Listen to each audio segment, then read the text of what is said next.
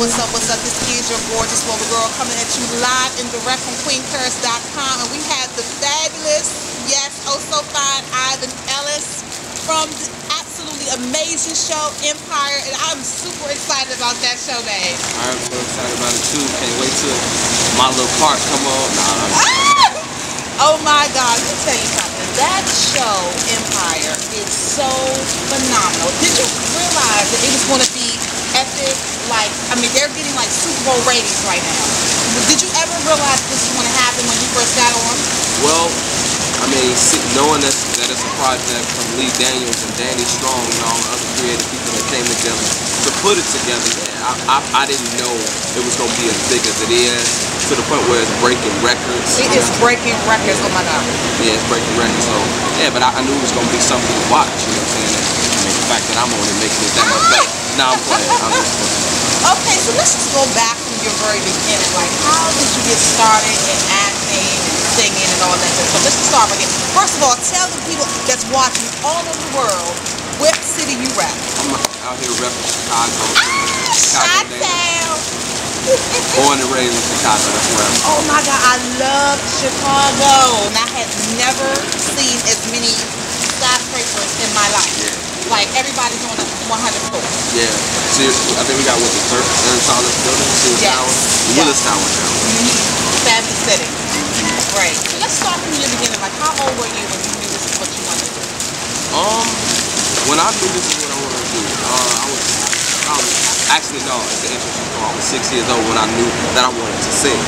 I'll never forget, I was raised in the church. Shout out to God. Shout out to he's the one that's keeping me grounded. That's right, me too. But I was at church, little boy, 6 years old, paying attention to the sermon. And right before the preacher got up, this little boy, did a sermonic solo. And he got up, he had to be like 4 or 5, and he was just killing. And I'm like, Mama, I want to sing. Daddy, I want to sing. Yeah, so from that's how I knew that I wanted to sing. Okay, great.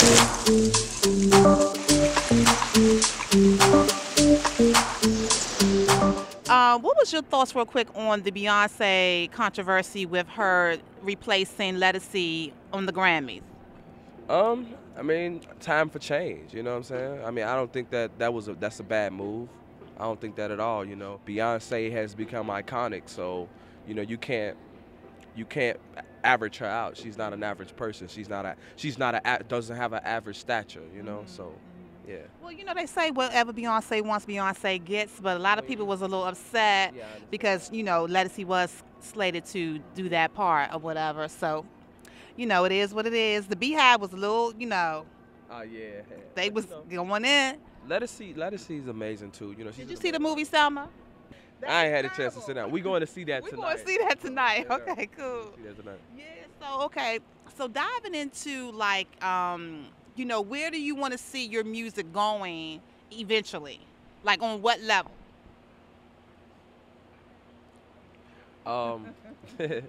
Eventually, I want to see, and that's a good question, I want to see my music expand throughout the world. Yes. I don't want to I'm global, babe. Just so y'all know, the queen is global. Tell them. And it's because I got a good message. It's not just ratchet music. It's not just music without meaning. I got something for the people to hear. When you want people to, identify with your music in one word, what would that be? I got like 5 of them. But give me all 5. Give me all 5. I mean, it's not 5, but okay. I got encouragement would have to be number 1. Love it. Drive. Will, resilience, and love. Awesome. We love that. So for people to kind of get to know Ivan Ellis, like, in one word, what would that be? Like, to identify you as the man, what would that be? Giving this one word stuff again. I got about 30 words. I know it's hard to describe. But if I could, you mean like far as describing myself? Yes. Right? If you wanted someone to say, well, that's me, or that's him, they will know that that's you. That's what Humble is a very powerful, powerful, powerful word. So in that, I feel like, of course, we all have a story, right? What was like the defining moment in your life that changed your life, or was one of the painful things in your life that happened that said this was the defining moment that made me a man? What was that? Just to get people to know a little deeper inside of you. One of the moments that I went, that, like what you said was, I was about 11, 12, 13, and I had to deal with my oldest brother being incarcerated for a long time, long period of time. And it took me to a place, I mean, it's not death, but not being. How old were you? I was about 11, 12, when he, So this right. was like a morning. I mean, this was almost like my second. Nobody could take the credit, the place of my father. My father's a great father, but this was like my second dad. Like, and what I mean by that is, he was the one watching us, taking care of us, sometimes whooping us when my parents was at church or something. You know what I mean? This is my brother, and now he's he gone for a while. You didn't be able to see him for a while. So that was one of the things that I had to recover from. And you kind of like had to no longer rely on him, but kind of be your own man now and trying to find those ways where he was stepping in on some of those times where you really needed him. Now he's gone, so who do you rely on? You got to rely on yourself. So talk about that a little bit. Well, relying on myself, I mean, having to take care of certain things on my own, you know what I'm saying? I don't care what nobody said, every brother out there that got brothers, older brothers, always feel protected, you know what I'm saying, out in the streets. My big brother gonna be there, but I ain't had that no more, so that was something that I had to deal with. I mean, don't get me wrong, ain't nobody want to try us. I mean, we was highly karate trained, so I ain't want to try it. But nah, so that's one of the things, though, that I had to deal with. One of the main things, you know what I'm saying? Like, don't get me wrong, I was never bullied, but, it's like your brother ain't here to protect you now, But don't get me wrong, I had pops in the house. Yeah, you know what I'm and saying? that's good to have a solid foundation. Parents still together. How long they been married? My mom and dad, my OGs, they've been married for about, well, they got married when I was born, so 23 years, but they've been together for 35. So, wow, yeah. Awesome. So it's just you two, you and your brother? No, we got some family over there. No, it's me, two other boys, and my little sister. But he was the oldest. That was the most impactful for your life. Yeah. Shout out to Greasy. Shout out to Greasy. Is he out now? Nah, he'll be out though. Free Greasy! Oh my goodness. Okay. Yeah, real soon actually. So I'm excited about that. And that's right. That's honestly why I'm grinding so hard because, you got a criminal background. It's almost impossible to get a job to be able to survive. Absolutely. So when he get out, I feel like he's gonna be in a position so where he ain't never gotta think about doing it. Maybe a month before Empire, I landed a role on Chicago PD. That's another huge show, and I was on that. But I think one of my biggest breaks, and I say it's my biggest breaks, in 2011, back when I was signed with the talent agency, they sent me on an audition for a Jennifer Hudson music video. Wow. And what's so crazy is I wasn't even gonna go because I'm like, man, it's an open casting call. So many people gonna be here, so I'm like, I ain't going, but I did go. And I'm like, I'm not about to audition, all of these dudes in here, and I'm not finna get this part. They only casting 2 people. I auditioned and got it. And that's actually where I met my managers on set.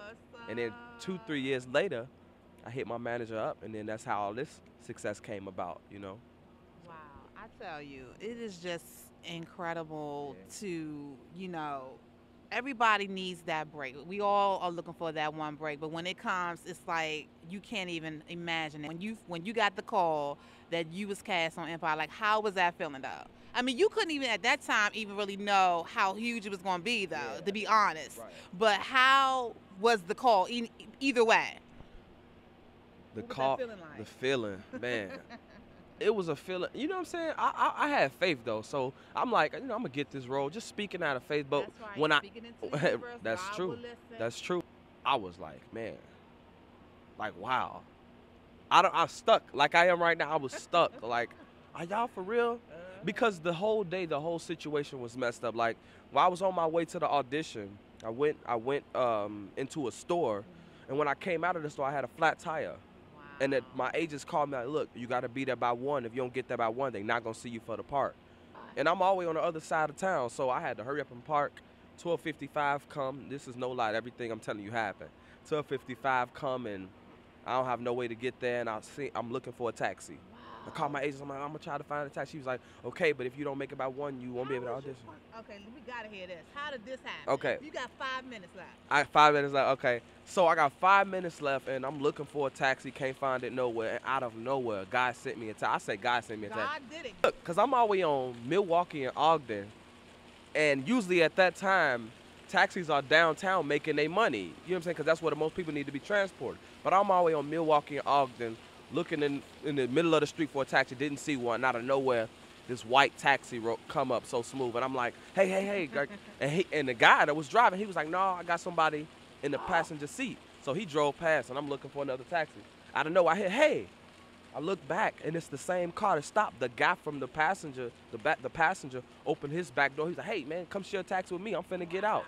What's the odds of that happening in Chicago? That's it. The worst city, you know what I'm saying, as far as murders and stuff like that in Chicago. Even with the traffic. Yeah. I got in his taxi, and I made it to the audition on time. You know what I'm saying? God just cleared the traffic. Wow. Cleared the traffic. How amazing is that? Wow. So tell us what that whole process was. You get there, it's 1,000 people there. Tell us about that. Well, I got there, and there's more like 40 people there. And, you know, when you go to the sign-in sheet, you sign your name and then who you auditioning for. And I'm looking at all of these people auditioning for the Royale-T. Well, Kevin 187 was the name at the time. You know what I'm saying? And, you know, and I'm just like, man. So I just do my thing. You know what I'm saying? I audition and got the part, got the call the same night. Oh, you you know? got the call the same night? Yeah. Oh, they was trying to cast real fast. Right, because they were filming the next day. So Oh. filming the So next they day. wrote, because I noticed that when I was looking up, you know, I was doing my research on the show, they only initially did 6 shows. So they probably had to write in some new episodes because it was so popular. Big, I think they got confirmed for season 2 by the 2nd episode. Right, Right? exactly. Yeah. I mean, you talking about epic Super Bowl ratings, y'all. So how was it when you first got on set with Lee Daniels, Taraji P. Henson, and Terrence Howard, which we already love us some Cookie and Lucius, okay? Just, it was such an experience. Like, it was just breathtaking for me to be around those people, those iconic people in my eyes, because, you know, like, I'm heavy in acting, so I know, you know, Terrence Howard and Taraji P. Henson, legends to me. Yeah, she let that be known on set. She like, you know, I'm a DC girl. I'm like, all right, turn up, you know. That's why she played Cookie so good. She bringing that Southeast hood chick out for real. So I had to tell her, She like, is right at home in that. She's right at home in that character. But go ahead. I said I had to tell her, welcome to Chicago, you know, but yeah, she's taking Cookie to a new level. Terrence Howard is taking Lucius to a new level. Just the whole process. Lee Daniels is taking Danny Strong. They taking Empire to a new level. Oprah said that it's gonna be historical. So, you know, when Oprah say something, it's just gonna be that. Period. Wow. Has Oprah showed up yet? I wouldn't know. I haven't seen that. Shout out to Oprah, my muse. So with that,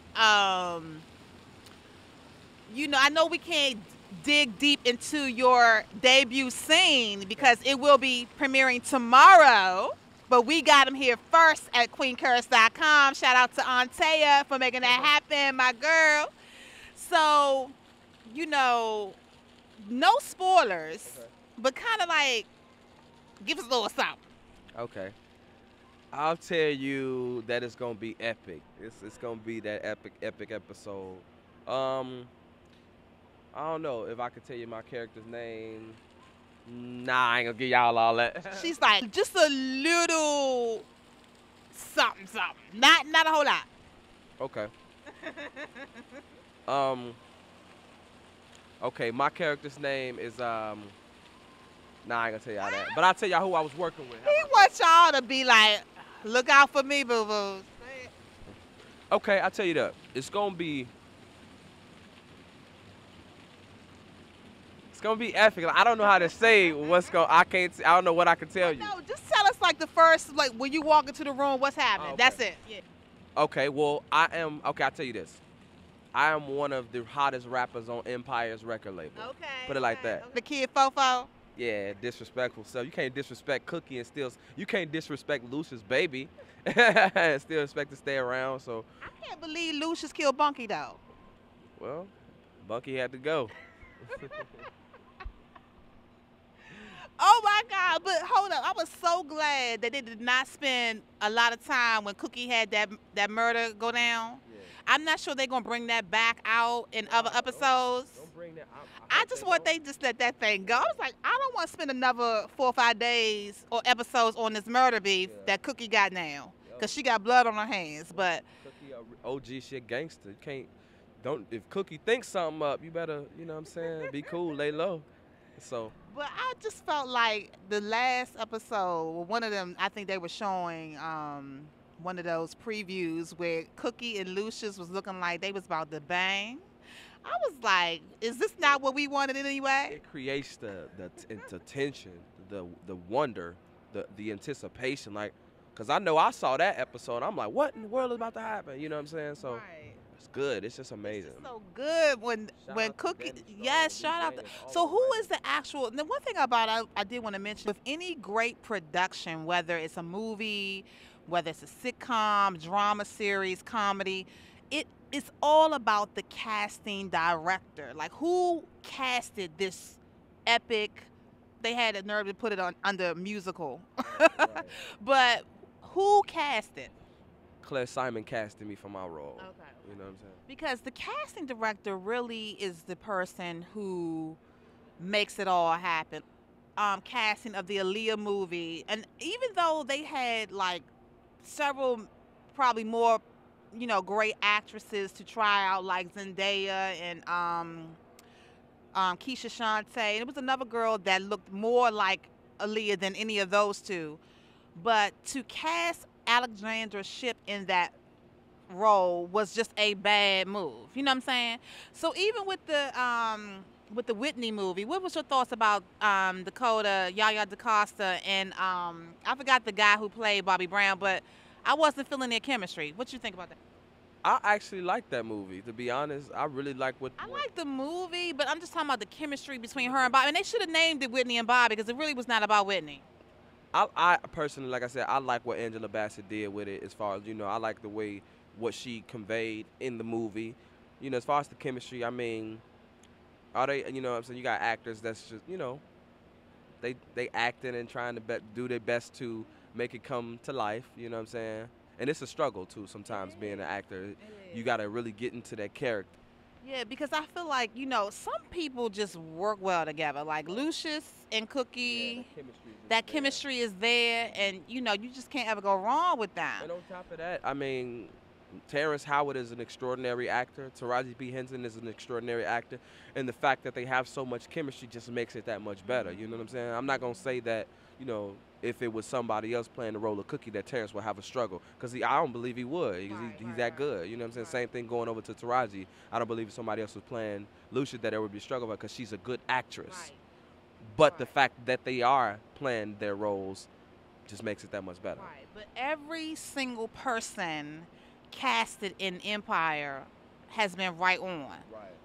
I mean, every single person from Hakeem to his name, Jamal, and who else? Hakeem, you got Jamal, you got Andre, you got Bunky, you got Tiana. Right. You got, Love me some Tiana. I love Tiana, That's Bae. No, I'm playing. Casted. I mean, you could not cast a better. I don't think anybody else could play those roles. It's like they were perfectly casted. I mean, picked for those roles, just like you, right? Yeah, just, they picked. I believe they picked the right person. Not gonna say nobody else could have done my role because I'm sure that somebody else could have done my role, Right, but God blessed me with it, yeah, right? You was made for it. Right. God blessed me with it. Right. So what is next for Ivan Ellis? So much. We must know. I mean, auditioning nonstop. Got some pretty good stuff coming up. I can't say much about. A lot of shows to do out here for DC Fashion Week. I'm gonna be here all weekend performing for that. Got some things going on when I touch down back in Chicago. A big movie role coming. I can't say much about it, but it's a big SAG film. Ooh, Yeah. Awesome. I got a lead role. Awesome. So, like, on the acting side, who would you say was really influential in your life on the acting side? So many. I'm gonna say Denzel Washington. God, I cannot wait. Shout out to Denzel. I can't wait to meet him, to mentor my entire career, acting career. Yes. I'm gonna have to act. I'm gonna put him on payroll to do that. Well, I had contacted Arsenio Hall. He was like, "We ain't got time, but look what happened to you." But go ahead. You know, Denzel though. That's man. You know, I know I can't afford Denzel. I'm just talking crazy, but you know, Denzel Washington, Will Smith, Russell Crowe, Ben Affleck, Rachel McAdams. There's so many actors that I take from, that I take from. You know. So let's talk about that whole acting process in terms of getting into the character. You know, really enveloping that person. What is your process as an actor? As an actor, I'm naturally kind of crazy. Like, and I'm not crazy, but I mean, like, I'm a character. I'm always having fun. You know what I'm saying? Like, right now, I'm not feeling the best. You know what I'm saying? A little tired, but like overall, I'm a character. You know what I'm saying? So it's not as hard for me to get in character and stuff like that, but there is some roles that's been like challenging to me as to where I got to sit down and really get into the script, and my method is, I don't know about everybody else, but I try, before I even try to memorize a single line, I try to understand the script. Because memorizing a line, you have to, repetition brings about retention. So, you know, reading lines, you know, you constantly reading them, you eventually memorize them. But with me, I just read the story. I don't go right in trying to memorize the line. And I think a lot of actors should take that aspect, like go in trying to understand your script, where you're supposed to go, what your emotions are, all of that, and then try to memorize it. It'll make it easy, make your job easy. But that's what they hire you for, when you can read the script and understand where you're going with your character without them having to tell you to do it, you know? So. Wow, that's awesome. Just real quick, when you were mentioning that, I'm actually going to be doing a table read tonight for a movie called Sunset Till Dawn. Get it. And I have been casted as one of the main character, but as like in a hospital type setting. But I can't give it away. Yes, thank you. But you know, because, and I will say this part, it's about cancer. A young lady was suffering from cancer. So because my cousin Imani Shelton Green died from cancer, it's like I really am going to dig deep into this role, you know what I'm saying, to really encourage her to live again. You know what I'm saying? Yeah, you know what I'm saying? And that's something that, you know, as far as acting, like being able to channel past emotions, past experiences, that's definitely key with acting. You know what I'm saying? Like, you know, that's how a lot of people, that's how myself is able to cry on cue or something like that. You know what I'm saying? By being able to channel past experiences or something, you might be being able to bring that to the now, to the present. So. Shout out to my manager, brother Donnell Grimes. So let's talk about that. Are you doing any crying on these scenes?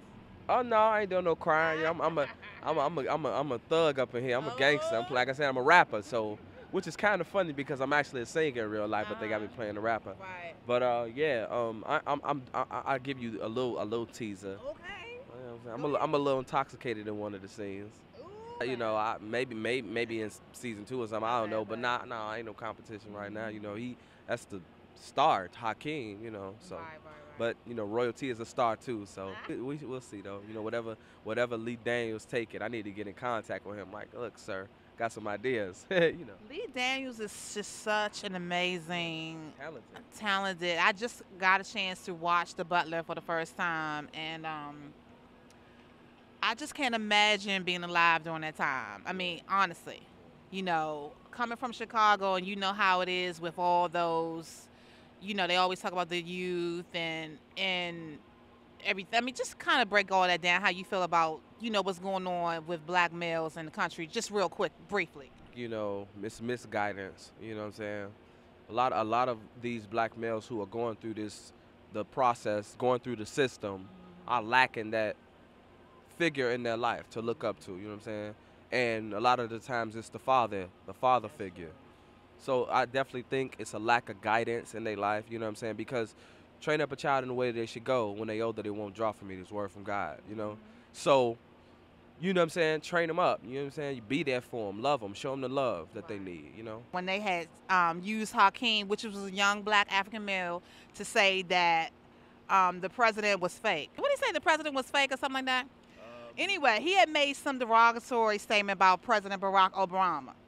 Now, my issue with it is I feel like a lot of people get the presidency mixed up. And just because he's black, they get it mixed up. I feel like if anybody wants change in their city, is always going to be at the person, the leaders in that city to make that city change. The president is not, that's not even his job. Right. You know what I'm saying? Once you get on the president's level, it's all about public, you know, foreign policy, basically. Right. You know what I'm saying? So a lot of people are like, well, F Barack Obama, he forgot about us. But honestly, at the presidency level, that's not his job to really be at the grassroots level of trying to make change, right. particularly in cities. You know what I'm saying? The world at this point. Right, you know exactly. What I'm saying? That's you know, and I just want to just put that out there. Right. That's not the president's job. You know, you have to go after your leaders in each city. They be like, well, I don't like what's going on in my city. You know what I'm saying? You know what I mean? And make change on the grassroots level. Right. So with that, you know, the Chicago murder rate, and who are some of your rap artists that you are feeling right now coming out of Chicago? Coming out of Chicago, you know, we got Chance the Rapper. Like, I like him as a rapper. A couple other artists. Let me see. Chance the Rapper. He talks the truth. You know, in my opinion. A few underground artists. You know, you got the dope, just dope, amazing Pierre, Jamal Pierre, so dope. You know what I'm saying, one of the rappers coming. Oh yeah, he dope. You need to check him out. Coming out of Chicago, he gonna be the next Jay-Z. Like he that dope for real. Like, and his brand is everything. So. Those one of the two rappers out of Chicago that I rock with, okay. You know. So. Is there any like R&B artists that we would know of that came out of Chicago? We got Ivan Ellis, baby. I know that's right. R&B artists, you know. Like any females? I don't. Females. Any males? Oh, you got some dope ones. Ones that I actually got a show coming up. So I'm gonna be on the bill with this one. We got the amazing Tink. God, it's so dope, man. She from Chicago. You know what's so crazy? We enemies. We not enemies, but we enemies. And this is what I mean by that. She went to TF North, and I went to TF South, the schools. And naturally, our schools always was in battle with football and basketball. All that. We was always going at it. So we kind of got this little funny thing going, like at TF South, TF North. Y'all are enemies. You know, not really, because I want to work with her honestly. Timberland was talking about he has not been excited about an artist since Aaliyah with this girl. Yeah. You know what I'm saying? Yeah. So break it down. So you actually knew her before she blew up? I didn't know her. I like her promoter and I. We went to school together. Okay, you know, and I know him pretty well. But no, I didn't know her. But I know her now. Right, I know her music now. You know, so yeah, man. Timberland he got him a winner, you know what I'm saying? For real. Is super excited about that girl. Every time he talk about that girl, he gets super excited. Everybody sees it's you. I'm the one who lost of you, yeah. And everybody says we're through. I hope you haven't said it too. So where do we go from here with all this fear in our eyes? And where can love take us now? We've been so far gone. We can still touch the sky if we grow, until we can walk again. And we'll run until we're strong enough to jump, and we'll fly until there is no end. So let's crawl, crawl.